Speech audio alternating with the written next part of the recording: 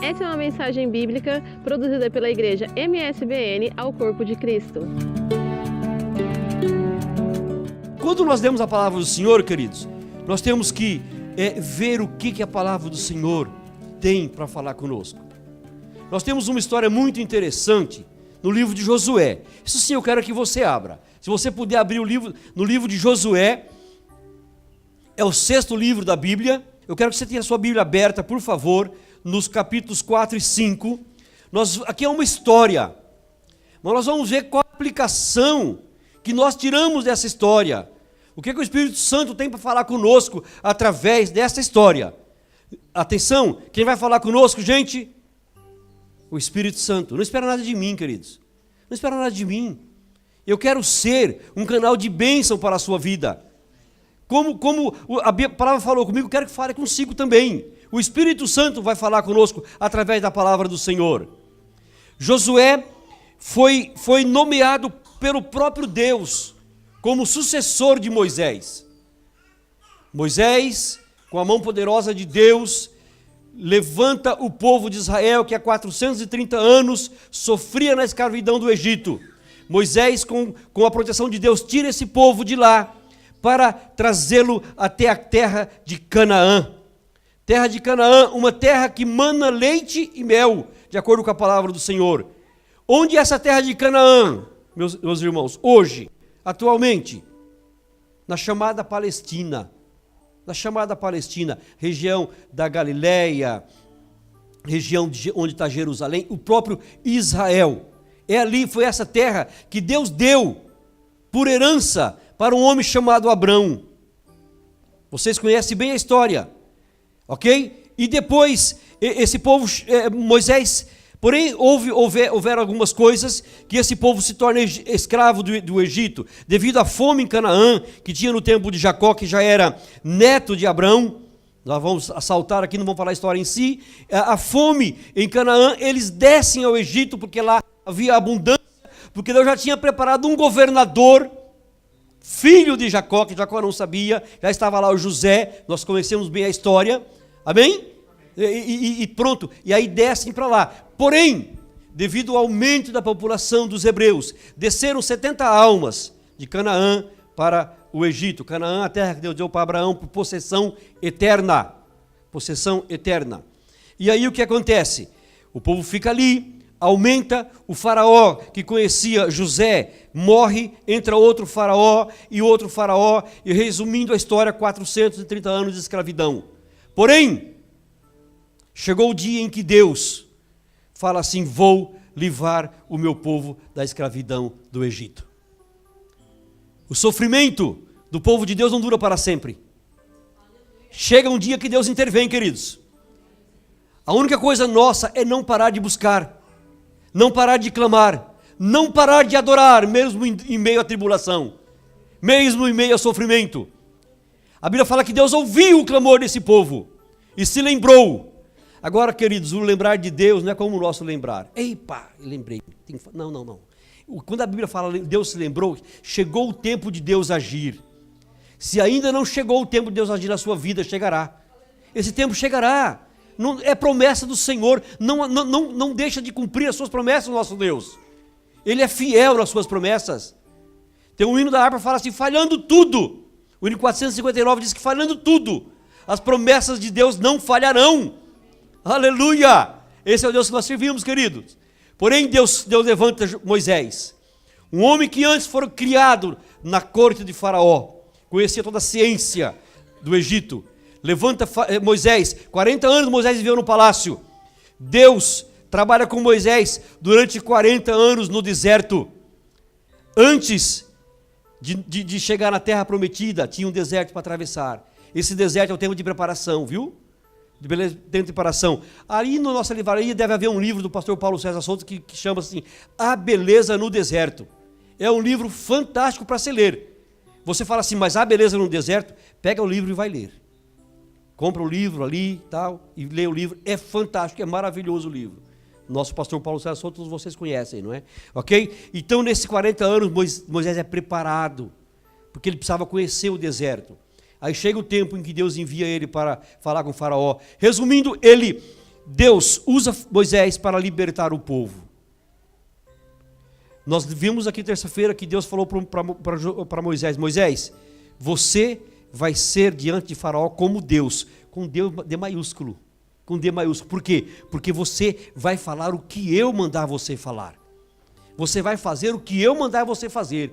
Então, quando Moisés estava fazendo os sinais perante o Faraó, era o próprio Deus que estava fazendo os sinais. Amém, queridos? Aí, resumindo, Moisés tira o povo de lá, o povo chega até de frente a Canaã. Porém, havia duas situações antes de entrar em Canaã. Havia o Rio Jordão e havia também a cidade de Jericó. Isso são histórias para nós chegarmos onde nós queremos chegar. Porém, Moisés morre. Deus nomeia Josué como sucessor de Moisés. E quando nós lemos no capítulo 1, todos nós gostamos de ler o capítulo 1 de Josué, não é? Deus fala assim: olha, então somente esforça-te, tem bom ânimo, que assim fui como Moisés meu servo, que assim como eu fui com Moisés meus servos, eu sou contigo. Então somente não te aparte da tua boca as palavras deste livro, que hoje te ordeno. Ser forte, ser corajoso, são palavras, irmãos, que nos animam, que nos dão força.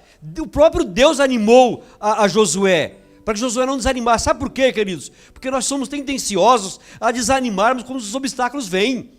E vêm todos os dias obstáculos na nossa vida. Nós somos tendenciosos a nos acomodarmos, sabe? Ou o mais fácil é desistir. Epá, esse negócio de salvação, não sei, negócio de céu, não sei. Para quem não tem a certeza, é mesmo assim. Mas nós temos a certeza da salvação. Porque o fiel, aquele que nos prometeu, não se turbe o vosso coração, disse Jesus, e nem vos atemorize. Crede em Deus, crede também em mim. Na casa do meu pai há muitas moradas. Se não fosse assim, eu vou teria dito. Jesus quer dizer assim: olha, eu não ia enganar vocês. Se não fosse assim, eu teria dito a vocês. Mas há muitas moradas na casa do meu pai, e eu vou preparar lugar para cada um de vocês, para que onde eu estiver, vocês estejam comigo para sempre. Então, meus queridos, não adianta querer desistir, não. É melhor esperar, é melhor confiar, é melhor avançar. Então Deus anima Josué, para que ele não desmoreça por causa das dificuldades que tinha. Quando nós estudamos um pouquinho a vida de Paulo, Paulo fala assim: por isso não desfalecemos. Ainda que esse homem exterior se corrompa, ou seja, ainda que fiquemos velhos, ainda que tenhamos dores, ainda que tenhamos limitações, tenhamos dificuldade, o nosso corpo, o nosso homem interior se renova dia após dia. Aleluia! É o Senhor que nos renova, é o Senhor que nos dá força. Então Deus encoraja Josué. Porém, Moisés, como já disse, já tinha sido sepultado pelo próprio Senhor. Eles atravessaram o Rio Jordão. Primeiro obstáculo, o Rio Jordão. O Rio Jordão é um rio que várias pessoas atravessaram. Tem várias histórias na Bíblia de pessoas que atravessaram o Rio Jordão. Porém, na ocasião em que o Josué atravessa com os homens, com todo aquele povo que ia entrar em Canaã, era tempo de cheias. As águas transbordavam. Porém, Josué obedece à ordem do Senhor. A ordem do Senhor era para que avance sobre o Jordão. Mas, Senhor, o Jordão está cheio, está caudaloso, avance sobre o Jordão. A Bíblia fala que estão levando a arca, e quando a planta dos pés pisa na água, dos sacerdotes que levam a arca, quando pisa na água, a água que está a descer, ela para e forma uma parede. O rio simplesmente para de descer. Irmãos, dá para imaginar essa cena. O rio, ele não corre mais, ele para aqui, para que o povo atravesse a pé. O povo atravessa a pé. E a Bíblia fala que eles se acampam em Gilgal. De acordo com o pastor Denis Allen, Gilgal fica no vale de Acor, é um vale. E antes eles tinham que entrar em Jericó.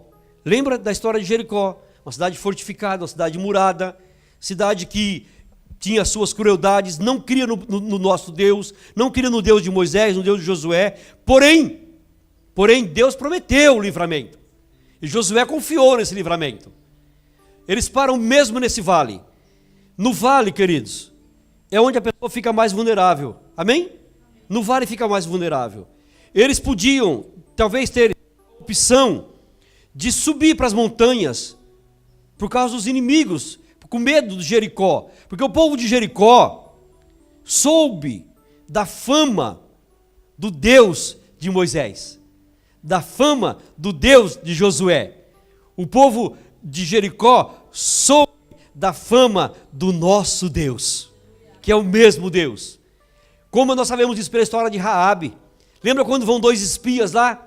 Raabe fala assim: olha, eu sei que o Deus de vocês abriu o Mar Vermelho. Eu sei que o Deus de vocês matou reis poderosos, como o rei Seom, como o rei de Og. O rei de Og, meus irmãos, a Bíblia fala que era um homem, era o último dos gigantes, Leandro. Era muito grande. Ele tinha uma cama que tinha 4 metros de comprimento por 1,80 m de largura, uma cama de ferro. Imagina o tamanho desse homem. Mas o Deus a quem nós servimos matou esse homem através dos israelitas. E essa fama chegou a Jericó. O povo estava aterrorizado. O que o povo podia muito bem fazer? Vamos aproveitar que eles estão no vale e vamos atacá-los. Josué podia fazer isso. Primeiro, ele podia fugir para as montanhas, se esconder nas montanhas. Outra coisa que eles podiam fazer, aproveitar que chegaram ali, o povo estava lá na cidade, eles podiam atacar imediatamente, usar a sua própria perspicácia, o seu próprio treinamento e invadir a cidade de Jericó. Ou podiam ficar no vale, mesmo vulneráveis. Qual foi a opção que Josué teve? Qual a opção que ele adotou? Ficar no vale. Aí nós podemos falar, mas Josué ficou no vale com vulnerabilidade, ficou no vale vulnerável.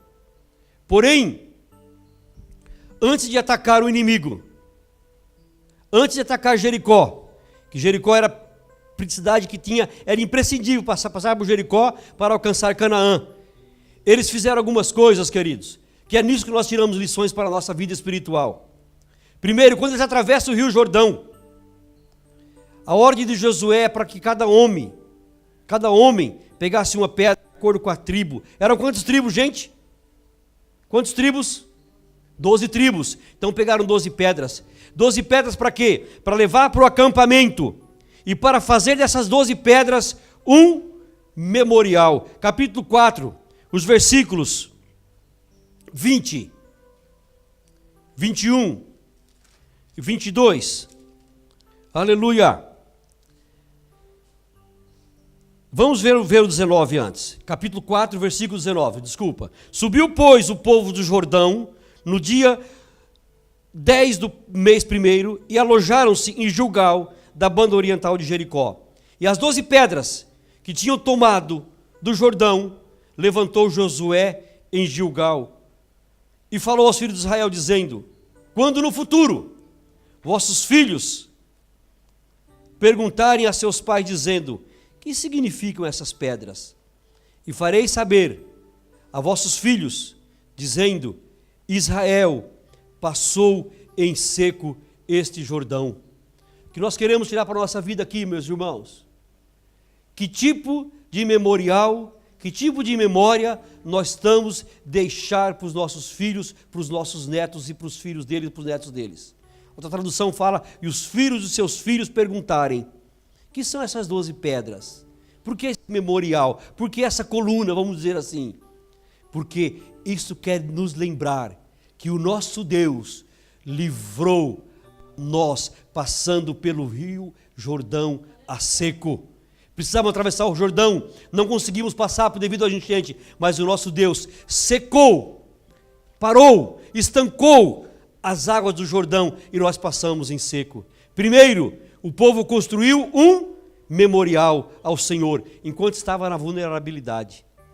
Segunda coisa que o povo fez, quando estava ali ainda vulnerável, nós vamos agora para o capítulo 5, nós vamos ler no versículo, o capítulo 5 fala da circuncisão dos filhos de Israel. Circuncisão, meus irmãos, foi um sinal que Deus pediu para o Abrão, que nós falamos agora há pouco dele, que todo macho fosse circuncidado para entrar na terra de Canaã. Antes de entrar em Canaã, era preciso haver circuncisão.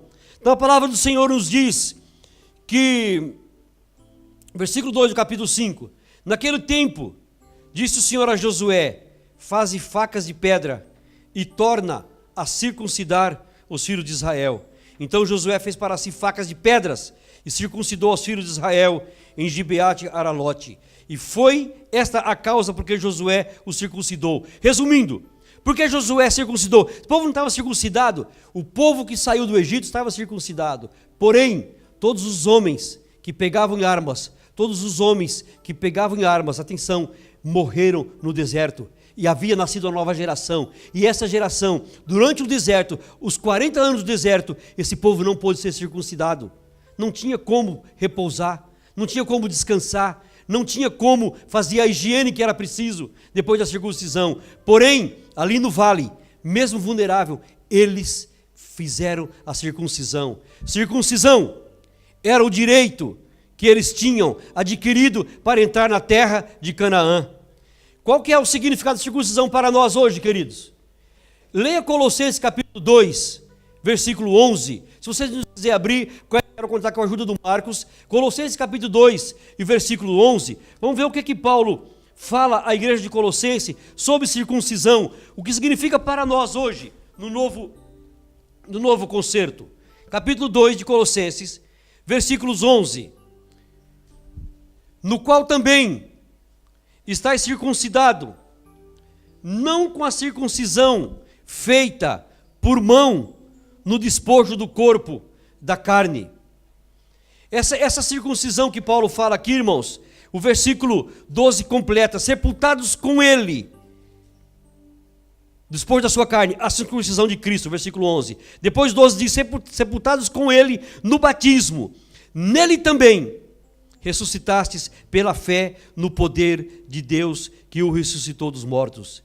E quando vós estavas mortos nos pecados e na incircuncisão da vossa carne, vos vivificou juntamente com ele, perdoando-vos todas as ofensas, e havendo riscado a cédula que era contrária contra nós, nas suas ordenanças, a qual de alguma maneira nos era contrária, e atirou do meio de nós, cravando-a na cruz.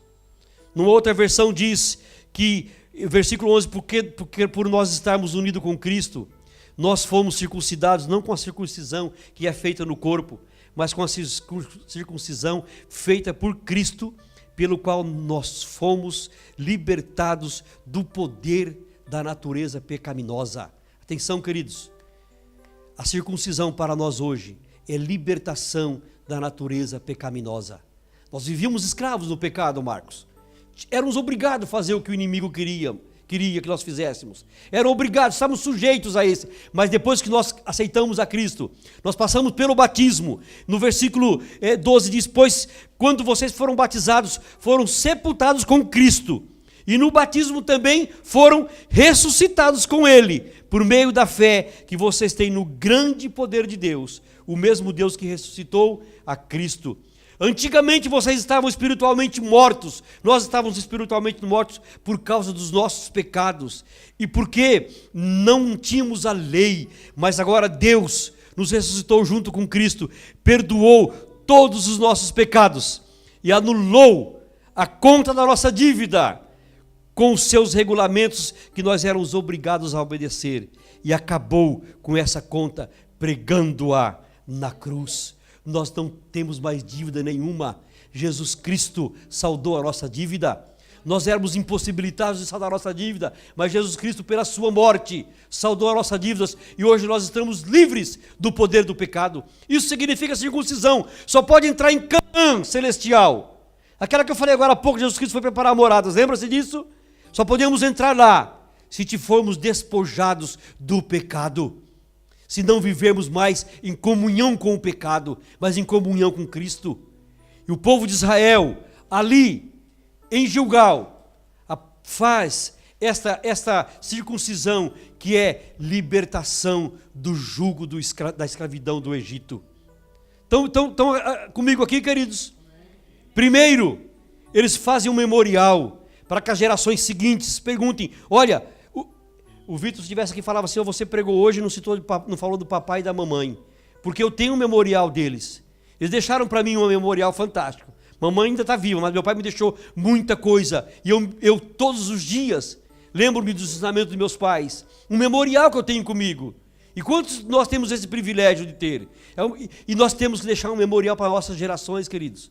Nós temos, qual é o legado que nós deixamos para os nossos filhos, para os nossos netos? Qual é o legado que nós deixamos? Então, primeiro o povo de Israel deixou um legado para que as gerações seguintes soubessem que o Deus a quem eles servem é poderoso para fazer tudo. Vocês ouviram bem? É poderoso para fazer tudo. Porque para Deus não há nada impossível. Para Deus não há nada impossível. Eles fazem um memorial. Depois eles fazem a circuncisão. Depois no capítulo 5 ainda, no versículo 10, Israel celebra a Páscoa. Páscoa, comemoração do livramento da escravidão do Egito, para lembrar a nova geração que era escrava no Egito. Vocês foram escravos no Egito, porém o nosso Deus nos libertou do Egito. Aquela geração nova que nasceu no deserto não conhecia o que eles passavam no Egito. Não conheciam, somente por história, não presenciaram a abertura do Mar Vermelho. Então era preciso relembrar como, através da celebração da Páscoa, mesmo, queridos, na vulnerabilidade, podemos fazer festas, podemos celebrar o Senhor, podemos cultuar o Senhor, podemos adorar o Senhor. Essas são as lições que nós tiramos dessa história tão linda, dessas histórias que tem aqui nesse livro. Veja bem, queridos, estando pois o povo de Israel, versículo 10, alojados em Gilgal, celebraram a Páscoa nas campinas de Jericó, e comeram do trigo da terra, e depois dos pães asmos, das espigas tostadas, e comemoraram no mesmo dia, porque o povo de Deus é um povo que tem razão para celebrar. Celebrai com júbilo ao Senhor, todos os moradores da terra. Servi ao Senhor com alegria, e apresentai-vos a Ele com cântico. Sabei que o Senhor é Deus, foi Ele, e não nós, que nos fez povo seu e ovelha do seu pasto. Salmo de número 100. O povo de Israel vivia celebrando, e nós, queridos, nós não podemos vivermos cabisbaixo, vivemos tristes. Jesus Cristo nos libertou do poder do pecado. Que influência tem isso na nossa vida? Nós somos libertos do poder do pecado. Nós temos condições de rejeitar o pecado, porque Jesus Cristo nos libertou. Feito essas três coisas, irmã Maria José, memorial, circuncisão, celebração da Páscoa, aí acontece uma coisa linda. No capítulo 15, a Bíblia fala que Josué estava de frente de Jericó. Ele devia estar a planear, devia estar a pensar como é que nós vamos fazer para entrar nessa cidade com seus muros tão grandes, tão fortificada, uma cidade imponente, como é que nós vamos fazer? Aí de repente, aparece um varão com a espada desembainhada. Josué pergunta para ele, olha, você é a nosso favor ou é contra nós? Sabe qual é a resposta? Eu sou o príncipe do exército do Senhor. Aleluia! O povo estava no vale vulnerável, estava ali propício para o ataque do povo de Jericó, mas o anjo do Senhor, ele apareceu com a espada desembainhada, pronto para nos defender e para atacar o inimigo. A espada serve como defesa e como ataque. Queridos, Salmos 34 diz que o anjo do Senhor acampa ao redor daqueles que temem ao Senhor e os livra. Aleluia! Louvado seja o nome do Senhor. Bendito seja o nome do Senhor para todo sempre. O anjo do Senhor acampa-se ao nosso redor e nos livra e nos protege. E apareceu o anjo do Senhor e deu instruções para Josué. Foi interessante, irmãos, que mesmo eles vulneráveis, eles fizeram o que todo crente deve fazer quando está na vulnerabilidade: manter relação com Deus. cultivar relacionamento com o Senhor. O que nós fazemos quando estamos vulneráveis? Lembra que nós falamos no princípio que Josué podia muito bem já pegar o povo e da maneira deles e atacar Jericó. Não, vamos, o Senhor está conosco, vamos lá atacar Jericó. Porque se vocês lerem o capítulo 6, vocês vão ver que fizeram assim com Ai, uma cidade pequenina, e foram tremendamente derrotados. Mas essa é outra história. Depois vocês continuam a ler em casa. O livro de Josué é um livro fantástico, fantástico para ler. Aí veja bem, meus irmãos, eles não fizeram isso. Eles não foram precipitadamente agir da maneira própria. Eu sei, irmãos, que nós vivemos numa correria terrível. Terrível. Nós temos que trabalhar para a nossa manutenção, para a manutenção da nossa família, para a manutenção da obra do Senhor, porque através dos nossos dízimos de oferta mantemos a obra do Senhor, mantemos o trabalho do Senhor, temos que trabalhar.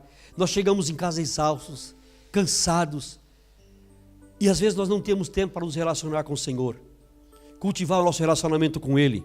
Eu não estou falando somente do culto, apesar que é fantástico relacionarmos com o Senhor nos cultos, confraternizar com o Senhor, sabe, irmão Divani? Mas eu falo do relacionamento pessoal, no dia a dia.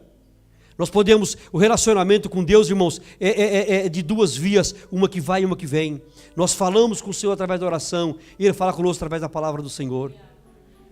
Então, quanto tempo nós temos tirado para cultivar nosso relacionamento com Deus? Mesmo quando nós estamos vulneráveis. Ou nós vamos nos precipitar e agir da nossa maneira, fazer as coisas do nosso jeito. Ou a segunda opção que eles tinham, lembra que eu falei, que era fugir para as montanhas. Ou nós vamos fugir dos problemas. Ou nós vamos fazer como o povo de Israel fez, esperou a orientação do Senhor. Mesmo vulneráveis, esperou a orientação do Senhor. O anjo do Senhor apareceu e trouxe instruções. Esse anjo que pode aparecer para nós é através de uma pregação, através de uma mensagem, através de um louvor, através de uma pessoa que você não conhece, através de um colega de trabalho, até ímpio, pode aparecer e entregar uma mensagem para você. Deus usa quem Ele quer, da maneira que Ele quer. Mas nós estamos mais propícios a ouvir Deus falar conosco quando nós nos reunimos na casa do Senhor, através da escola bíblica dominical. Tivemos escola bíblica dominical domingo de uma coisa assim maravilhosa, fantástica, sobre o amor que Deus tem para com as pessoas que estão desgarradas. Até tem uma frase interessante que fala que resgatar é mais difícil do que ganhar, irmã Maria José. Eu pensei na irmã e na irmã Marinda, você tem aqui vocês, na escola dominical domingo. Porque é mesmo isso, fala sobre o resgate e o amor que Deus tem para as pessoas que estão distanciadas. Então, havia essas opções para o povo de Israel. Porém, o povo de Israel decide, enquanto estão vulneráveis, decide cultivar relacionamento com o Senhor. Quanto tempo nós tiramos para estudar a palavra de Deus? Quanto tempo nós tiramos para orar, para buscar ao Senhor, cultivar relacionamentos? Irmão, nós estamos orando, buscando ao Senhor, nós precisamos de milagres, nós estamos à busca de dons, isso tudo é para nós, é para a igreja.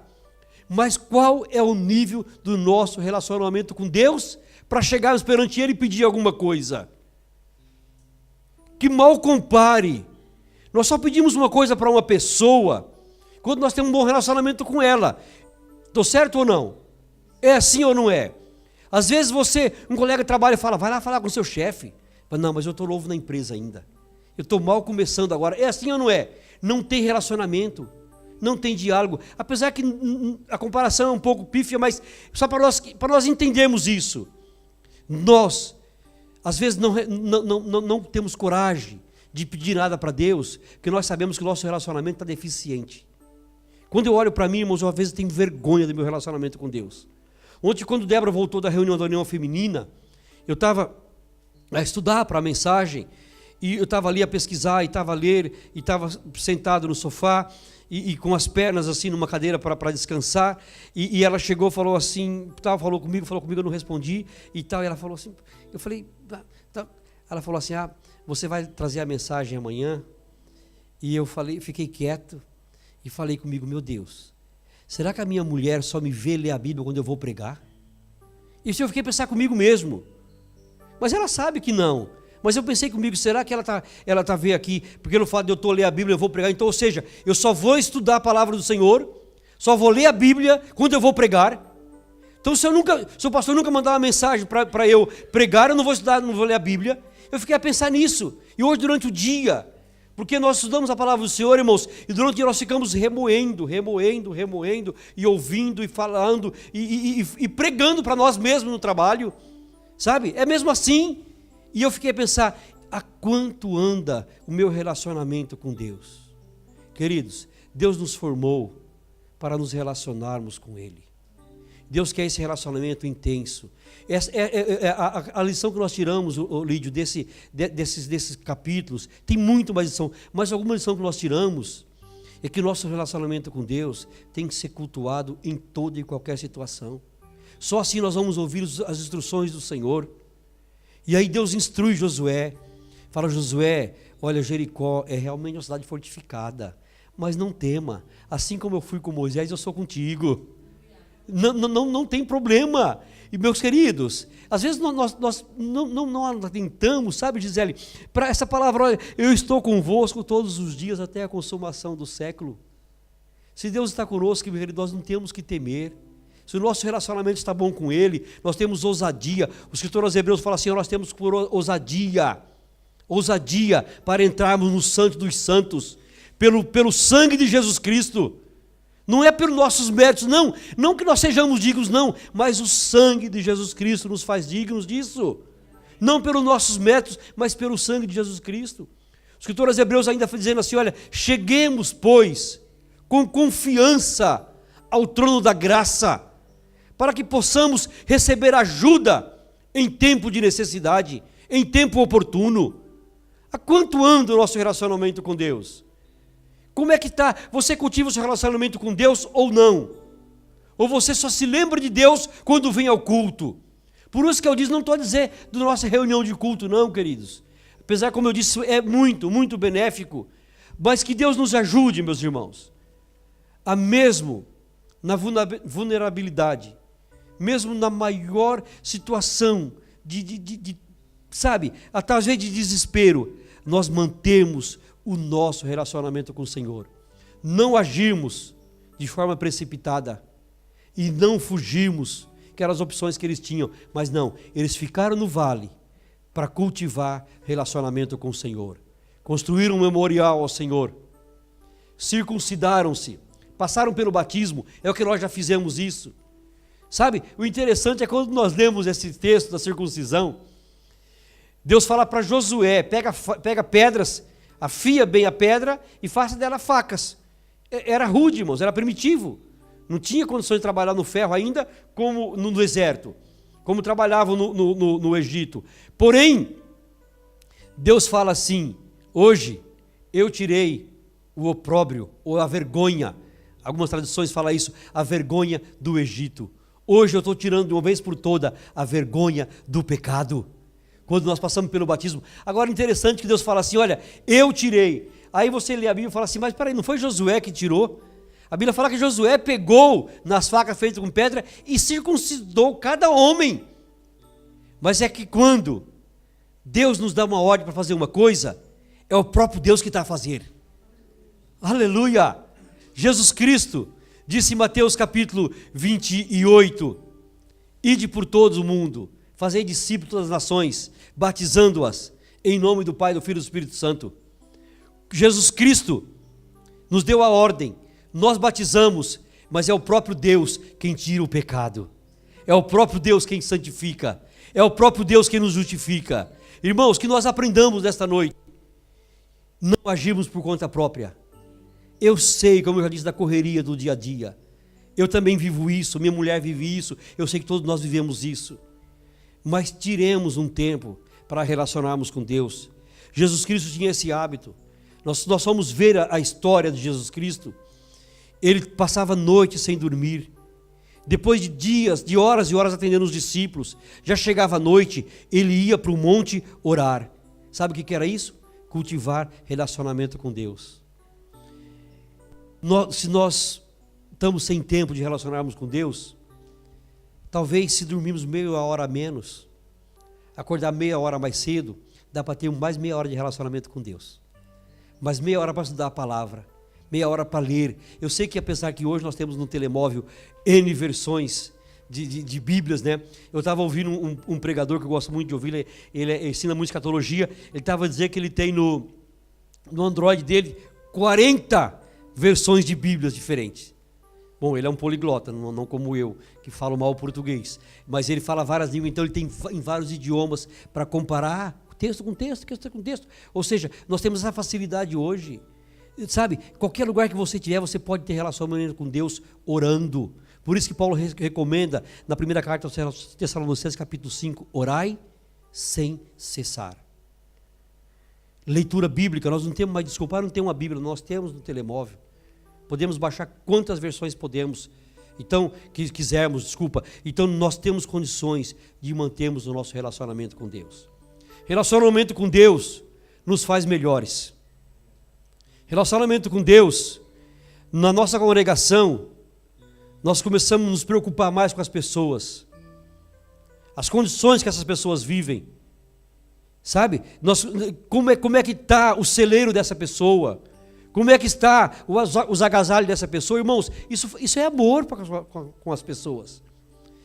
Quando o crente tem bom relacionamento com Deus, ele tem bom relacionamento com a sua família. Estão a ouvir? Com a sua família. O relacionamento com a família muda. Você tem prazer de estar com a sua família, tem prazer de estar com os seus, sabe, dá vontade de voltar logo para casa, para estar no seu lar. Ele tem melhor relacionamento com seus colegas de trabalho. Ele deixa de ser grosso, deixa de ser, às vezes, bruto, sabe, de responder na lata. Não, porque ele tem um bom relacionamento com Deus. E o Espírito Santo orienta como agir. Capítulo 5 vamos ler, de Efésios, nos dá instruções de relações humanas. A partir do versículo 22 até o 30, você tem muitas instruções para relacionamentos humanos. A partir do capítulo 6, tem um tópico somente para relações entre famílias. Então, o crente, para ter bom relacionamento com o seu próximo, ele precisa cultivar um bom relacionamento com Deus e não agir de maneira precipitada. Que Deus nos abençoe em Cristo Jesus. Tem um hino da harpa cristã que fala: Jesus teve completa vitória, porque sempre viveu em oração. Há um outro hino da harpa cristã que eu gosto muito, dos anos 73. O coro do hino diz assim: só a ti, meu Senhor, só a ti recorrerei, só em ti, Salvador, o socorro encontrarei.